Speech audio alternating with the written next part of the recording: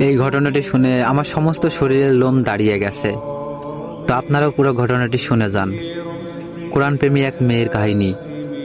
একটা মেয়ে ছিল, সে পবিত্র কোরআন পড়তে খুব ভালোবাসতো। সময় পেলেই কোরআন তেলাওয়াত করত। তার ব্যাগে সবসময় ছোট একটা কোরআন থাকতো। গাড়িতে বসেও সে কোরআন পড়তো। তার তেলাওয়াত এত মধুর ছিল যে কোনো পাষাণ ব্যক্তির মন গলে যেত। রাতে যখন ঘুম ভাঙতো তখনই সে কোরআন পড়তে শুরু করত। একদিন মেয়েটি মারা যায়। মা তার আদরের মেয়েকে হারিয়ে প্রায় পাগলের মতো হয়ে যায়।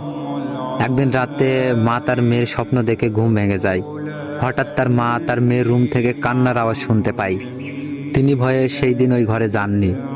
পরের দিন সকালে তার বাবাকে জানান, কিন্তু সে বিশ্বাস করে না। পরের দিন রাতে তার মা আবার সেই কান্নার আওয়াজ শুনতে পায়। তারপর তার বাবাকে বলে, বাবাও শুনে সেও ভয় পেয়ে যায়।